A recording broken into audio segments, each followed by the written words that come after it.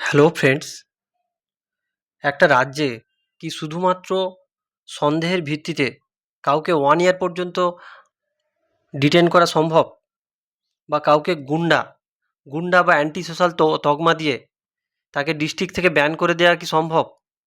তো আজকের ভিডিওতে আমরা বহুল চর্চিত এবং হাইলি কন্ট্রোভার্সাল আমাদের ওয়েস্ট বেঙ্গল বিধানসভায় পাস হয়ে যাওয়া গুন্ডা দমন বিল, সেইটা নিয়ে আমরা আলোচনা করব। তো দেখতে থাকুন যে যোগী মডেল কি এবার বাংলায়, হোয়াই ইন নিউজ। তাহলে 29 জুন গতকাল এই বিলটা ইন্ট্রোডিউস হয় ওয়েস্ট বেঙ্গল স্টেট লেজিসলেটিভ অ্যাসেম্বলিতে। দেন 3 ঘন্টা মতো ডিবেট চলে, 3 আওয়ার্স। তারপরে ডিবেট অ্যান্ড ডিসকাশনের পরে বিলটা পাস হয়ে যায়। পাস কীভাবে হয়? 176 পক্ষে ভোট দান করে এবং 41 এমএলএ তারা বিপক্ষে দেয় এবং 20 এমএলএ অ্যাবস্টেন থাকে। তো হোয়াট ইজ গুন্ডা বিল?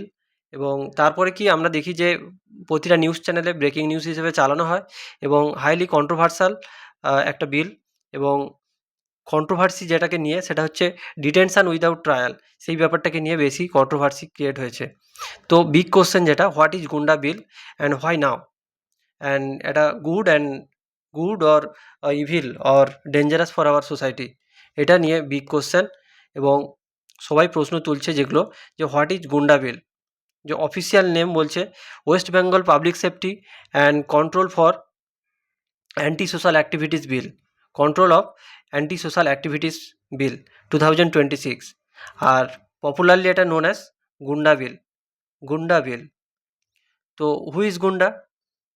তো গুন্ডার কিন্তু ওয়াইড একটা ডেফিনেশান, ওয়াইড এরিয়া আছে। একটা স্মাগলার, যে স্মাগলিং করে সেও কিন্তু গুন্ডা। যে রিপিটেডলি ক্রাইম করে, বিভিন্ন রকম ক্রাইম করে, তারাও কিন্তু গুন্ডা।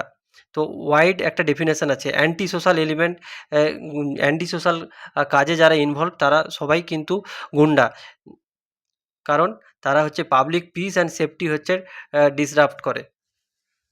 তো ইল্লিগাল যারা ল্যান্ড মাফিয়া, খনিতে যারা ইল্লিগাল মাইনিং করে, মাইনিং অপারেটার্স, তারপরে ল্যান্ড গ্রেবার্স, এক্সটর্শনিস্ট, তারপরে যারা আর্মস আর নারকোটিক্সের কালোবাজারি করে, আর্মস অফেন্ডার্স, নারকোটিক্স অফেন্ডার্স, এরা সবাই কিন্তু গুন্ডা।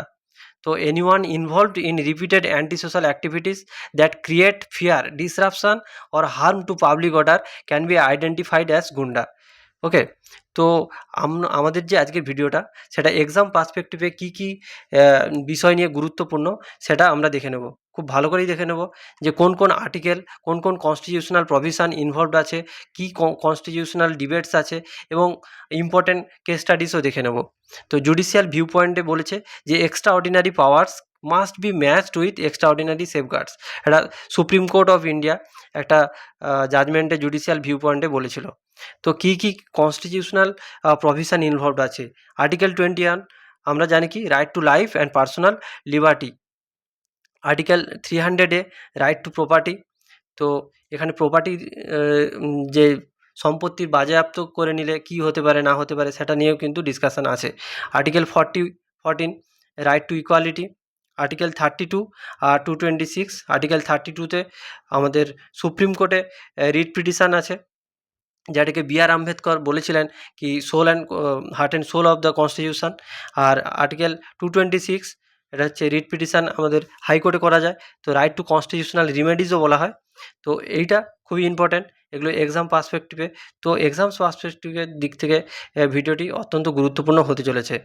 তো আর কি কি স্কোপ অফ প্রিভেন্টিভ ডিটেনশন কত নম্বর আর্টিকেলে, এটা কিন্তু ডব্লিউবিসিএস সহ অন্যান্য বিভিন্ন রকম এক্সামে বারবার কোশ্চেন আসে। তো হোয়াট ইজ প্রিভেন্টিভ ডিটেনশান কত নম্বর আর্টিকেলে আছে? 21 আর্টিকেলে আছে। আর property attachment without conviction, special courts versus equal protection. আর কী কী আছে বিষয়? Balance between security and liberty. আর ইম্পর্ট্যান্ট কেস স্টাডিজ কী কী আছে? ADM Jabalpur versus Shivkant Shukla 1976। তারপরে Maneka Gandhi versus union of India 1978। এটা কী ছিল? Due process of law, article 21 involve ছিল। তো এই কেস স্টাডিগুলো তোমরা দরকার হলে এই যে পিডিএফটা আছে এটা তোমরা এই স্লাইডটা তোমরা একটা স্ক্রিনশট নিয়ে নাও, আর পিডিএফটা আমি টেলিগ্রাম গ্রুপে দিয়ে দেবো। তো কনস্টিটিউশনাল চ্যালেঞ্জ কী আছে? The challenge is not the existence of this powers but ensuring that they are exercised within constitutional limits with accountability, proportionality and judicial oversight। তো কী কী পাওয়ার দেওয়া হয়েছে এবং যার কারণে এই বিলটা হাইলি কন্ট্রোভার্সাল হয়েছে। তো যেটা 12 মান্থস পর্যন্ত যে কাউকে সন্দেহর বশে, অর্থাৎ প্রিভেন্টিভ ডিটেনশান, একটা হয় অপরাধ করার পরে শাস্তি, আর আরেকটা হয় যে একটা মানুষ সে অপরাধ করতে পারে তার আগে তাকে ডিটেনশান করে নেওয়া হচ্ছে। যে কী কী কারণে? যে গুন্ডা সন্দেহে তাকে কিন্তু 12 মাসের জন্য তাকে কিন্তু জেলে আটক করা যেতে পারে। তো ফর দ্য রিজন কি? Public peace, safety, they can be detain without waiting for a trial. তো preventing crime before it happens, এটাই হচ্ছে মেন মোটো এই বিলটার। তো আর একটা কী পাওয়ার্স দেওয়া হয়েছে? যে ডিস্ট্রিক্ট থেকে ব্যান করে দেওয়া হবে। যে অতীতে আমাদের মাননীয় মুখ্যমন্ত্রী শুভেন্দু অধিকারী বলছে অতীতে যা হয়েছিল ঠিক আছে, এখন আর কোনো রকম অপরাধমূলক কাজকর্মকে বরদাস্ত করবে না সরকার, আইনের শাসন প্রতিষ্ঠা করা হবে, তিনি বলেছিলেন বিধানসভায় দাঁড়িয়ে। তো ডিস্ট্রিক্ট থেকে কিন্তু সোসাইটির প্রোটেকশানের জন্য ডিস্ট্রিক্ট থেকে কিন্তু ব্যান করে দেওয়া হবে, এটা বলা হয়েছে। এবং 1 ইয়ারের জন্য উইদাউট এনি ট্রায়াল তাকে রাখা যাবে জেলে। আগে কি হতো? যে উনি বলেছিলেন যে আগে অপরাধীদের জামাই আদর করে কিছুদিন রাখা হতো জেলে, তারপরে জামিন নিয়ে তারা বাইরে বেরিয়ে যেত। তো এখন যে সেটা যাতে না হয় এবং পাবলিক অর্ডার এবং ক্রাইমটাকে প্রিভেন্ট করার জন্য এই বিলটা নিয়ে আসা হয়েছে। থার্ড, যে পুলিশকে কিন্তু আলটিমেট পাওয়ার্স দেওয়া হয়েছে, সুপ্রিম পাওয়ার্স দেওয়া হয়েছে। কি না, সার্চ করতে পারবে, সিজ করতে পারবে, অ্যারেস্ট করতে পারবে উইদাউট প্রায়র ওয়ারেন্ট ছাড়াই কিন্তু সার্চ, সিজ এবং অ্যারেস্ট করতে পারবে। তাহলে empowering the police to act fast কাজ করার জন্য কিন্তু এই বিলটা নিয়ে আসা হয়েছে, for the prevent crime and protect the society. আর কি, প্রপার্টি কিন্তু বাজেয়াপ্ত করতে পারবে। এই যে অপরাধীর মেন ফাসাদ বা জড় বা রুট কী হচ্ছে? রুটস অফ দ্য ক্রাইম কি? এই যে প্রপার্টি, সম্পত্তি, মানি, টাকা পয়সা, এইগুলো সোনার চেন এইভাবে তো থাকে, তো এগুলো কিন্তু সিজ করে নিতে পারবে। অর্থাৎ অপরাধীর যে সকল সম্পত্তি থাকবে সেগুলো কিন্তু ইকোনমিক বেস অফ ক্রিমিনালস, সেগুলো কিন্তু বাজেয়াপ্ত করতে পারবে এবং জাস্টিসটাকে সোসাইটিতে ডেলিভার করতে হবে, সোসাইটিতে জাস্টিস ডেলিভার তো করতে হবে। তারপরে prosecution without fear, evidence admissible, stronger prosecution আর difference through action. The goal is not revenge, অর্থাৎ রিভেঞ্জ নেওয়ার জন্য নয়, সোসাইটিতে প্রোটেকশান আর ক্রাইমটাকে প্রিভেনশান করার জন্য কিন্তু এই লটা নিয়ে আসা হয়েছে। আর কম্পেনসেশান, ভিকটিমসদেরকে কম্পেনসেশান দেওয়া হবে। আগে কি হতো? ভিকটিমসদের কথা ভাবা হতো না, বা আগের যে লগুলোতে যে প্রভিশনগুলো ছিল সেখানে ভিকটিমস ম্যাটার করতো না অনেক সময়। তো এই লতে বলা হয়েছে কি, ভিকটিমস ম্যাটার। তো compensation is not just financial support, it is a message that victims matter. অর্থাৎ কারোর যদি কোনো ক্ষতি হয়ে যায়, helps victims rebuild their lifes and restore their faiths in the justice system. Authorities can provide compensation to victims or their dependents for the loss or harmful suffered. তো এটা খুবই একটা ভালো দিক। তো সাপোর্ট, রেস্টোর অ্যান্ড এম্পাওয়ার। তারপরে special court, যাতে fast speedy বিচার প্রক্রিয়া সমাপ্ত হয়, সেই কারণে কিন্তু স্পেশাল কোর্ট এর একটা প্রভিশন দেওয়া হয়েছে। এবং for stronger justice, speedy and stronger justice delivery. তারপরে কি বলা হয়েছে? যে কনস কী কী এবং কী কী বিষয় নিয়ে বিতর্ক যেগুলো হতে পারে। পোটেনশিয়াল ফর অ্যাবিউস, যে রাজনৈতিক প্রতিহিংসা চরিতার্থ করার জন্য কোনো একটা যে পাওয়ারে আছে সে কিন্তু অন্য বিপক্ষ বা অপোজিশানকে হ্যারাস করতে পারে, অপোজিশান লিডারদেরকে হ্যারাস করতে পারে, সেইটা নিয়ে কিন্তু ম্যাক্সিমাম ক্ষেত্রে বিতর্ক দেখা দিয়েছে। বা এই যে ভায়োলেশন অফ প্রাইভেসি, পুলিশ কী করছে? সার্চ করছে, সিজ করছে, সার্ভিলেন্স করছে উইদাউট এনি ওয়ারেন্ট। তো সেটা কিন্তু বিপজ্জনক হতে পারে কখন? যখন সে ইন্ডিভিজুয়াল স্বার্থ চরিতার্থ করার জন্য। তো সেক্ষেত্রে ইন্ডিভিজুয়াল যে প্রাইভেসি যে কোনো মানুষের হিউম্যান রাইটস কিন্তু ভায়োলেট হতে পারে। তো সেদিকটাও একটা ভাববার বিষয় রয়েছে, একটা কনসের মধ্যে যাবে। এবং ডিলে ইন জাস্টিস, হয়তো কাউকে আটক করা হলো এবং 12 মান্থস একটা বড় টাইম। ইন্ডিয়াতে কোনো এখনও পর্যন্ত সেরকম এমনি যে প্রিভেন্টিভ ডিটেনশন ছিল সেখানে হচ্ছে 3 মাসের উইদাউট এনি ট্রায়াল রাখা যেত আন্ডার আর্টিকেল 21। আর এখন পুরো 12 মান্থস, তো হিউজ টাইম। তো এখানে কেউ যদি নির্দোষের যদি এইভাবে আটক করে রাখা যায় সেটা একটা যথেষ্ট উদ্বেগের বিষয় রয়েছে। তো ইম্প্যাক্ট অন সিভিল লিবার্টিস, তো ওটাই বললাম যে আর্টিকেল 21 সিভিল লিবার্টিস সেটা এফেক্ট হতে পারে। আর হচ্ছে রংফুল অ্যাকশান যদি নেওয়া হয় তো সেটাও কিন্তু যথেষ্ট উদ্বেগের বিষয়। আর এই যে পাওয়ার্সটা must be exercised with transparency, accountability and responsibility to ensure justice is served, not undermined. অর্থাৎ এই যে পাওয়ার্স কোরাপ্ট, আর কি বলছে, অ্যাবসোলিউট পাওয়ার্স কোরাপ্ট অ্যাবসোলিউটলি। তো যারা এখন ক্ষমতায় আছে তারা যেন এই যে লটা সদুপয়োগ করে এবং সেটার যেন ডেলিভারি সঠিকভাবে হয়।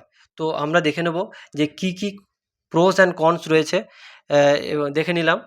এবং এখন আমরা আগে দেখে নিয়েছিলাম যে কোন কোন আর্টিকেল ইনভলভড রয়েছে।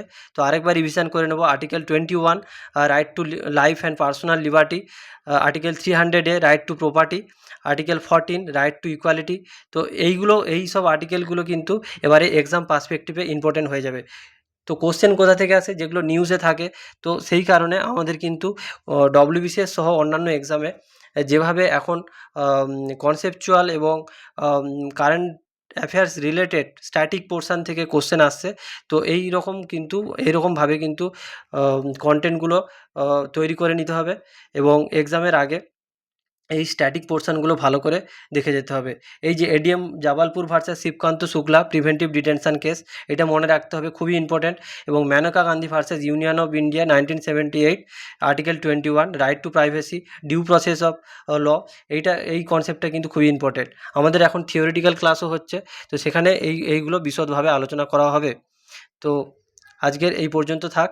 তো পাওয়ার with purpose, justice with balance, এবং কনস্টিটিউশনকে অ্যাজ এ গার্ডিয়ান এবং নিতে হবে। ব্যালেন্স রাইটস অ্যান্ড রেসপন্সিবিলিটিসের মধ্যে কী হচ্ছে, ব্যালেন্স রাখতে হবে।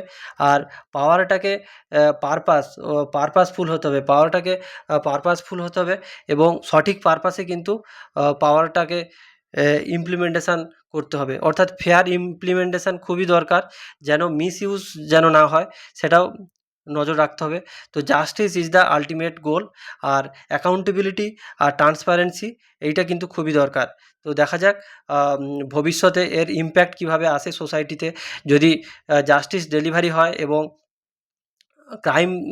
ক্রাইম রেট ইউপি বা অন্যান্য জায়গায় যেভাবে ক্রাইম রেট কমে গেছে, বেঙ্গলেও যদি কমে যায় সেটা খুবই সদর্থক হবে। তবে রাজনৈতিক প্রতিহিংসা চরিতার্থ করার জন্য যদি এই বিলটা সেটাও কিন্তু এই বিলটা যদি নিয়ে আসা হয় তাহলে সেটাও কিন্তু উদ্বেগজনক ব্যাপার হবে সোসাইটির ক্ষেত্রে। when the power is guided by constitution and conscience, it becomes a force for justice, not oppression। সেটা তো খুবই ভালো কথা, দেখা যাক এটা যদি হয়। তো join our community for wisdom and guidance. যদি ভিডিওটা ইউজফুল মনে হয় তাহলে লাইক করো এবং বন্ধুদের সাথে শেয়ার করো। আমাদের এখন পিআইকিউ সিরিজ চলছে, তোমরা দেখতে পারো পলিটি এবং ইকোনমি আসছে এবং তার সাথে English descriptive for WBCS mains চলছে। তো তোমরা তাড়াতাড়ি সাবস্ক্রাইব করে দাও and press the bell icon. তো স্বামীজি একাডেমিতে তোমরা কানেক্ট থাকো আমাদের কমিউনিটিতে। আর এরকম ভিডিও পেতে তোমরা কমেন্ট করে জানিও কী কী কন্টেন্ট তোমাদের দরকার। So thanks for watching us, that's it.